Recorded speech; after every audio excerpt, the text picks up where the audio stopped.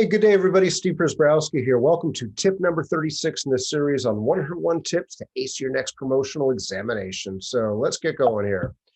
All right, as a reminder, my website, code3firetraining.com, has lots of great free information on there for you or anybody else you may be mentoring, assisting, or just wanting to share good stuff with.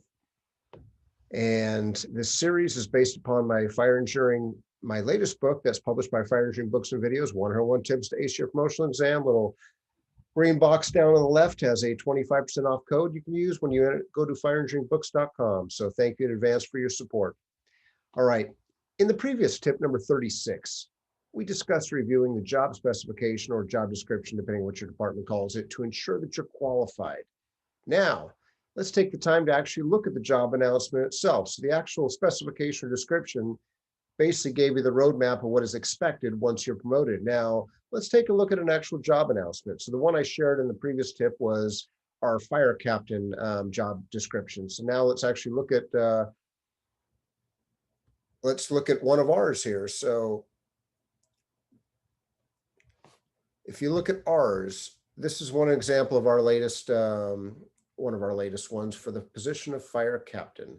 So you'll see, if you go back to the previous episode where I showed the different items within the description, a lot of the items of the job description or specification are found within the announcement itself. So there is some redundancy, but again, when the announcement actually comes out, it shouldn't surprise you. I mean, when an announcement comes out for a test, hopefully it's not secret, meaning if you're preparing for a promotional exam, hopefully you're in regular contact with your human resources division and personnel, because they probably have a pretty darn good idea of when they're going to open up the test and close the test. Why? Because your HR department, like ours, has a slew of different promotional examinations, entry-level processes that they're scheduling over the course of the next year or so, and they've got to slot things in, and some of them are easy recruitments.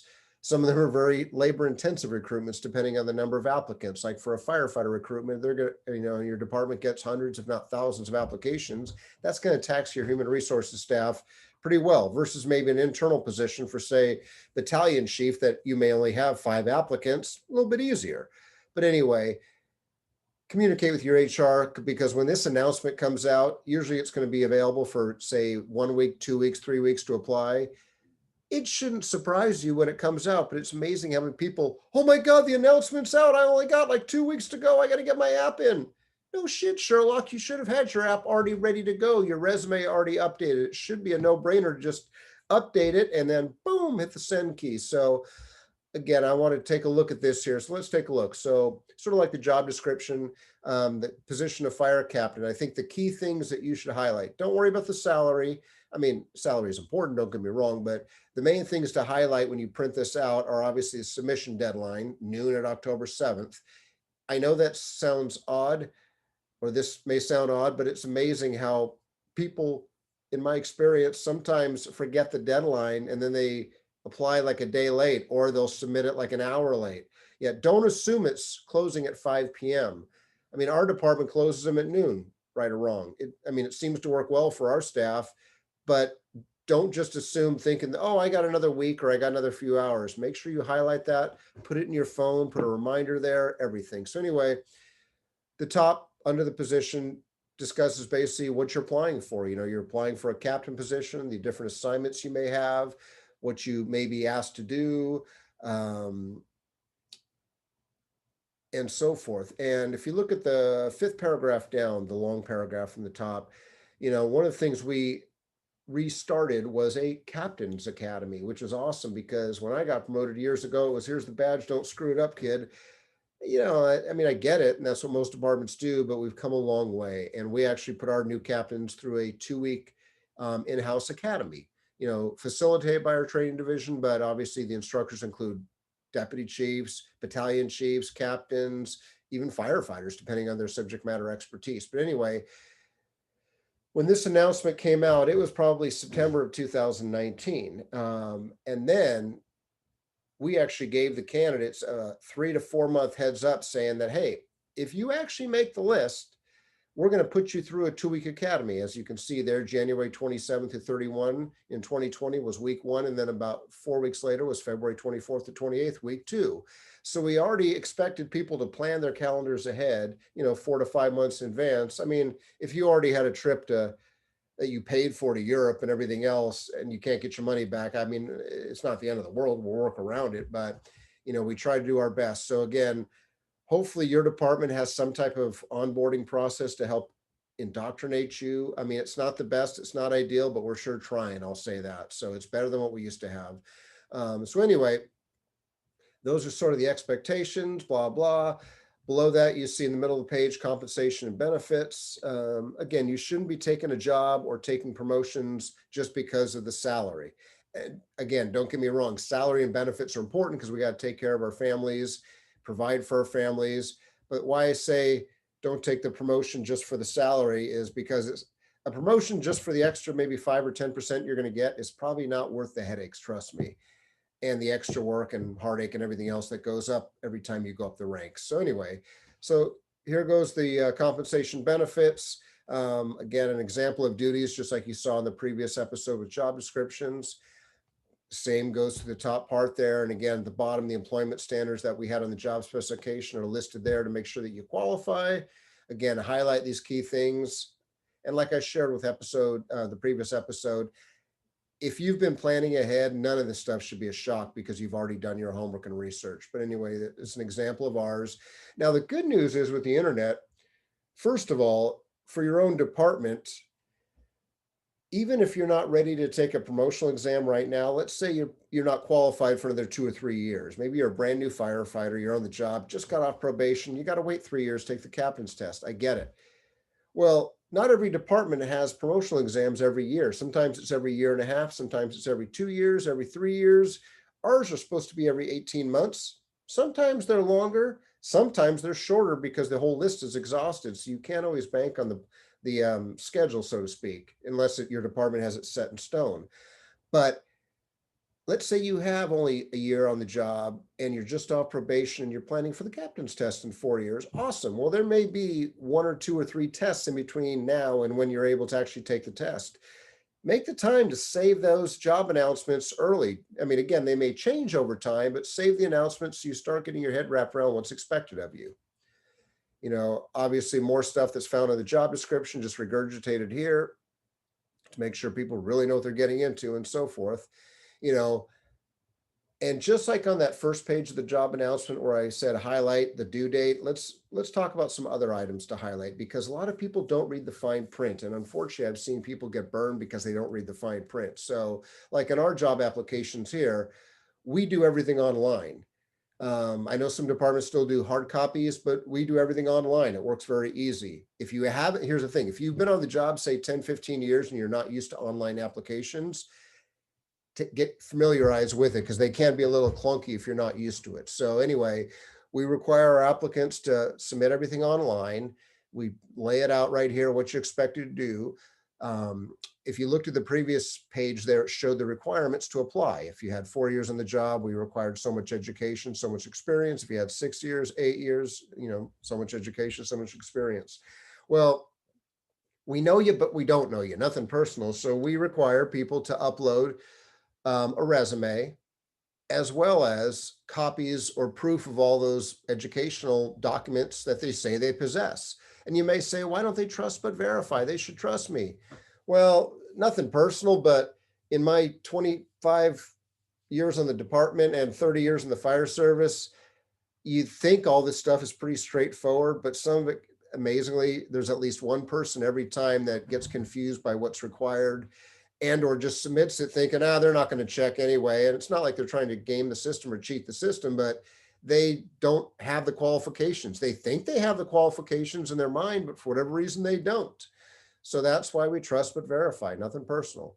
So we talk about that process and make sure you highlight all that stuff. The submission deadline, like I said, is probably the most important thing, not to mention following instructions and making sure that you include everything.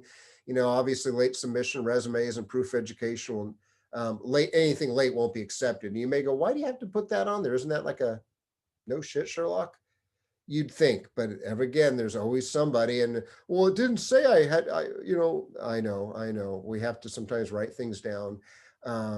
Again, it is what it is. But anyway,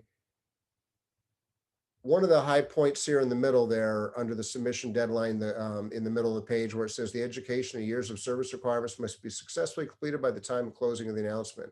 If you look back at the requirements, you either had to have like 30 college units or 60 college units, along with some different state fire training classes.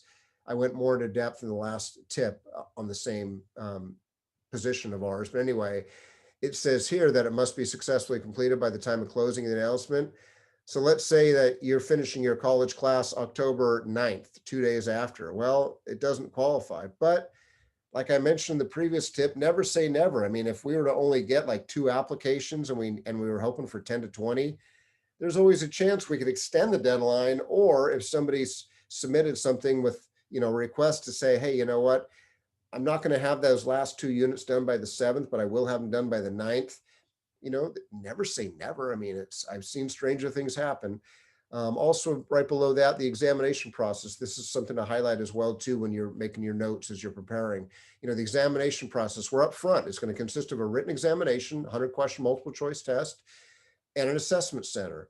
Each will require at least 70% to be considered passing. The written test is worth 40%, and the assessment center is 60 to make up 100%. Now, more about the written test below. Here's the date. Again, tentatively is tentative, but it doesn't mean it won't happen there. So we say tentatively scheduled for this date at this time to try to let you to plan ahead. And again, here's something to think about. If you are planning for a promotional exam, and you should have a pretty good idea when it's going to land time-wise. And even if you don't, contact your HR staff, because again, like I mentioned, they probably have it already slotted in, maybe not the exact dates, but maybe the exact dates. Because I know when I was overseeing our HR, what we call personnel services, we were scheduling things out 6 months to a year. And I asked, my crew in personnel services, hey, if I've got to be there because it's an assessment center, give me the dates like 6 to 9 months in advance so I can put them on my calendar, because it's that crazy and busy during normal times. So we probably know the days, but again, we allow people, hey, plan ahead. Either make it or you don't make it. There's usually no variances. Expect 3 hours for the test. We give the reading list. We post it on our internal intranet, so people have a chance to plan ahead.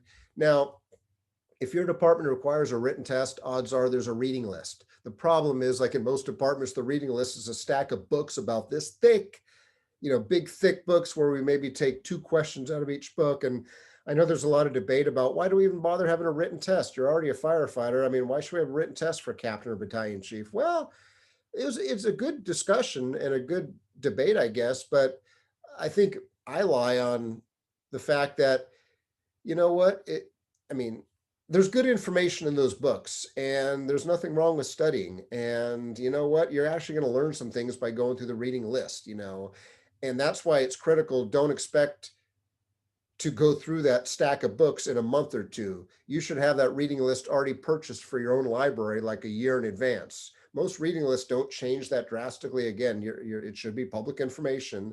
Most of that doesn't change, but take the time to plan ahead, because you're not going to digest that much information in a short amount of time, even if it was one book that thick that you had a month to read. So take the time, get the books, buy your own books. You can mark them up and make your notes.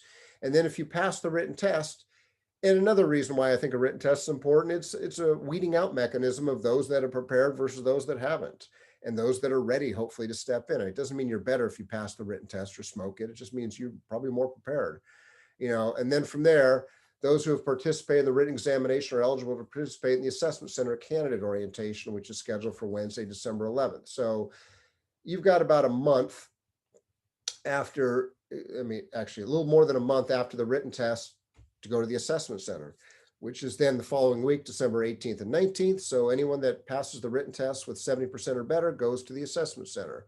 Again, it's a weeding out process. We start with X amount of applications, and then we narrow down to I hate to say best of the best, but maybe those that are good test takers. And I know it sounds bad, but those that have also hopefully prepared, because very rarely is someone a good test taker that's not prepared. I mean, at least that's in my experience. But anyway, um, another study point that I really want to share is that while it's critical to study for the written examination, because you got to pass it, I mean, at least in our department, don't forget the other part of the process, the assessment center, which our assessment center is usually an oral interview, maybe a teaching demonstration, possibly a writing exercise, usually a personnel scenario or a subordinate counseling scenario or a role play scenario, and then usually one or two fires or emergency incidents, hazmat, mass casualty incident, wildland, commercial structure fire, fireground scenario to manage. That's our assessment center. So again, I mean, you come out number one on the test, does that mean you're the best of the best? No. I mean, maybe there's, I don't know, I struggle with that. It's like, I mean, it's critical to do well in the test so you can get promoted, obviously, but it doesn't mean you're going to be the best whatever just because you scored number one. I mean, as bad as that seems, there's exceptions to every rule. So, ultimately, hey, it doesn't hurt to ask the question if you're unsure. What I mean is that take the time. If you don't meet the qualifications, doesn't hurt to ask the question. Now, if you're, let me see, if you're 1 or 2 units shy and you have a plan to finish that last class within maybe a short time of the closing date, it's one thing. But let's say we require 4 years to take the test. You're I remember years ago we had someone like just off of firefighter probation. They weren't even on the job 2 years, and they wanted to waive the extra 2 years to make 4 years because of time at another department that really wasn't captain's time. It was more acting captain's time, but it really wasn't because there was no permanency just every now and then. And it was hard to compare the departments apples to apples size wise and response call volume wise. And so that, don't be that person. I mean, if you're that far off of it, don't even bother. But if you're that close and you have a plan, maybe it doesn't hurt to ask the question, because you know what? If you always run, there's always the chance the department does not get enough applications to make it worthwhile the test, and maybe they will take extra people. I mean, I'm not saying it's lowering the bar, but it happens, but also be prepared for rejection and be also prepared to have a plan of action to meet any qualifications you may be lacking. As I mentioned, it's critical. So yeah, don't come in with your hands open saying, hey, give me the world. Show what you can do. So as always, folks, thank you very much for the gift of your time. And until the next episode, be safe, take care, and hopefully we'll connect somewhere out there on social media, or feel free to reach out if I can ever be of assistance. All right, take care, everybody. Have a good day.